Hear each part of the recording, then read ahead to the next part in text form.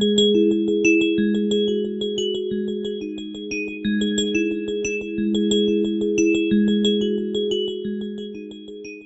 going on, YouTube? Welcome back to Eastside RC. Before we get started on the wrenching, guys, I just want to share something real quick with y'all. Quick tip: brake-free CLP. If you want something good to wipe your pipes down with and during storage, then this is the best stuff right here. Because I watched a YouTube video of a man, and he took 24 squares of, he took a piece of sheet metal and taped it off with 24 different squares and 24 different lubricants and protectors, metal protectors, and he wiped them all down, and then he set it in his shed for a month, and brake-free CLP was the only one that didn't even have a single rust speck.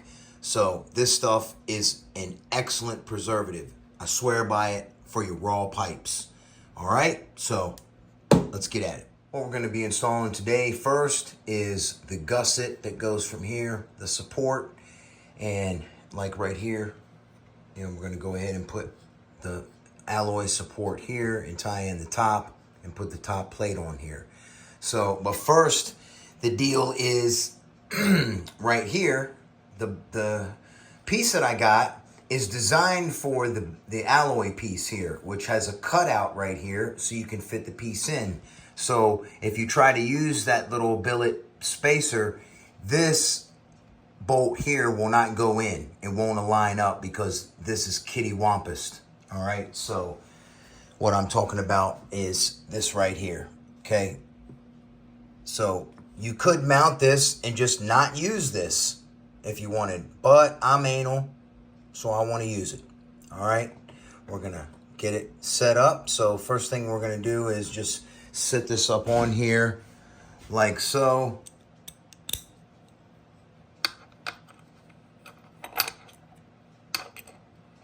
Right, and I'll get it mocked up and screwed down there, but not lock tightened. Just basically get that snug.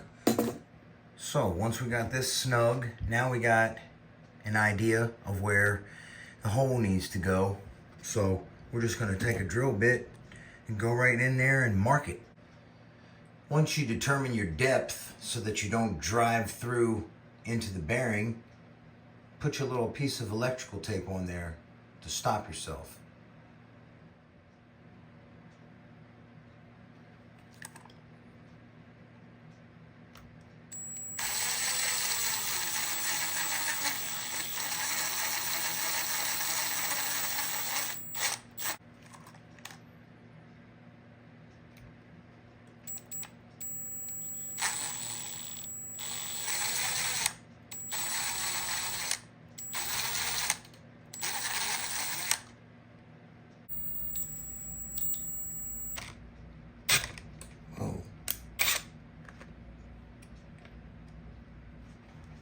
Okay, you can see there the finalization. What I did was inserted a Belleville washer in there with some knurling so that when I tighten the screw up, it'll tighten this down. It'll tighten on the knurling, and it also adds a little reinforcement into the composite.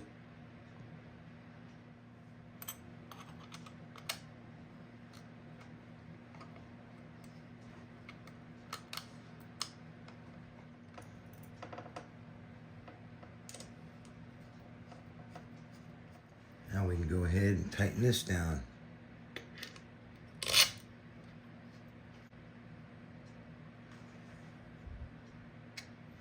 And drill it a little deeper. All right, y'all, I removed the diff because I wanted to make sure I wasn't drilling into the housing there. And as you can see, you can go in pretty far, okay, before you're up into the bearing race. So, and I'm not so sure that you'll even get into it. But, yeah.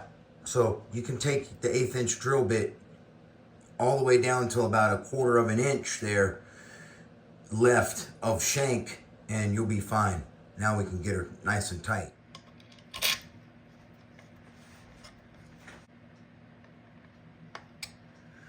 Beautiful.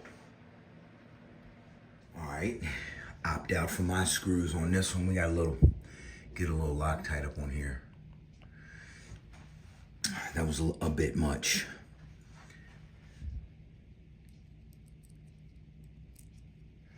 We need some music playing, you know. Too bad we can't have music playing in the background. That sucks. I like to make sure when I get these down that they're turned until they stop. And that's it. Not over tightened, just until they stop. Fully tightened. And then check. Make sure you're still buttery smooth all the way. Right here, if you removed this half, both of these halves like I did, and set them aside, just remember that Shorty McMorty goes towards the rear and the Longy McDongy goes towards the front. All right? And notice your cam relation. I mean, it's really dummy proofed, really, but you can put these in backwards. If you notice right here, there's indentions already cut out, which allows you to fit this piece in there perfectly. Here you go. You can see here how nice it fits.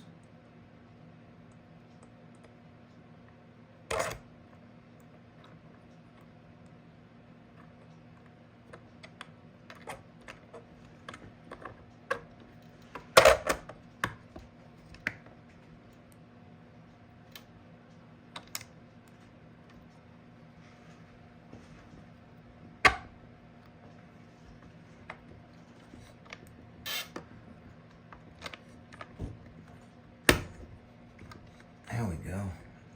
See what I mean? A nice tight fit. Look at that. When you look at it, it's just perfect. Just perfect, son. Perfect. Check your camage. Make sure you got good play. Good movement. Yeah. It's what you would expect from MCD. I got these bad boys super tight. I wish I had some better washers. I can get some later. It's not going anywhere with these washers. I can tell you that. Okay, guys, for this little piece here, I recommend, putting it on there so you can drop it all down nicely. But since I didn't do that, I took this loose. So also, I want to note, there was no Loctite. So make sure you go over your car because there was no Loctite. All right. So what we're going to do is just finagle this in here from the other side.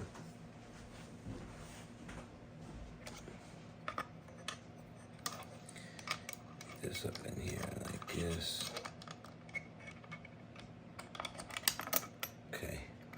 Sorry to make it look complicated. It's not. It's snot. All right. So now I'm just going to put the screws in there, and that side will be done, son. All right, then. We're going to put this piece in, but I dropped the dun-da-dun. I can't find it. Here it is. Don't drop that dun-da-dun. Don't drop that dun-da-dun. It don't matter which way the dun-da-dun goes up in here, all right? It's just the spacer. You just want to slide her up in there, okay? All right. I said, now, fellas, I got all these songs in my head, man. I need to rock out. Oh, yeah. We're getting her all buttered up here. I said, let me put the Lennox on it. Check it. Check it. Oh, check it. Crank her down. All right, y'all. Let's go conclude this video in this wrench session with Eastside RC. All right, check it. Beautimous. She's coming together, y'all. She's coming together. Got the staples on there. Man, they look good. I tell you what. I love them carbon fibers. them plates, they look so good. I put them on the D5 last night. They look nice on that too. Yeah. So she's getting ready. Next up, we're gonna do the radio tray. I'm gonna put this tray back on the other side, and then we're gonna do the radio tray, the electronics. I'm gonna show you guys how I set all that up, kill switch, everything, servos, all that good stuff. Then we'll get that set and planted, and then we will do, actually, I did the Taylor engine setup on the other car, so I'm just gonna go ahead and put that together off camera tonight because I'm dying to. But first, I'm gonna mother's billet that mug, son, to keep that luster nice. Y'all have a blessed one. I'll catch you on the next one. Eastside RC is out.